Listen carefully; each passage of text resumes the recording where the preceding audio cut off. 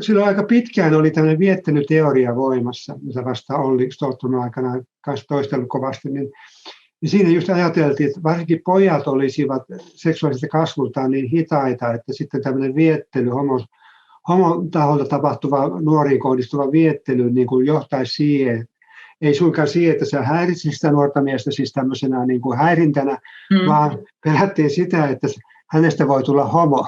Aika hurja ajatella, että ei sitä häirintää pidetty ongelmallisena, vaan sitä, että sen häirinnän seurauksena jostakin voi tulla homo. Kuvaa hyvin sitä, niin kuin sitä patologisen niin kuin syvyyttä. Että se on suurempi onnettomuus, että siitä tulee homo kuin se, että sitä häiritään.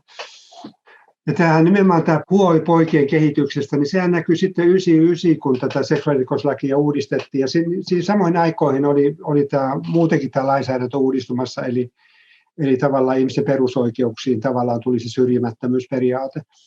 Ja sitä koettiin myöskin tähän uuteen seksuaalirikoslakiin kaikin puolin panna, että se olisi sukupuolineutraali kaikilla tavoin.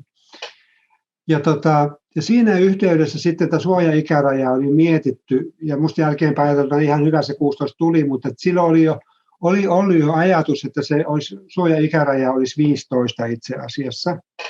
Siinä oli tämä yhdenvertaisuusajattelu jo mukana, ja ajateltiin, että se koskettaisi myös poikia, miesten välistä seksiä, ja koettiin, että kyllä ne pojat edelleenkin on vielä niin suojattomia, että kyllä se suoja-ikäraja pitää nostaa poikien takia 16 ikävuoteen.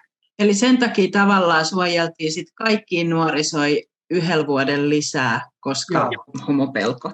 Eli tämä on saanut sen lainsäädänneuvoksella, joka oli oikeusministeriössä valmistelemassa tätä lakia, niin se oli kerran yhdessä, hän kertoi seksuaalirikoslain uudistuksesta, niin hän oli tietolähteenä siinä.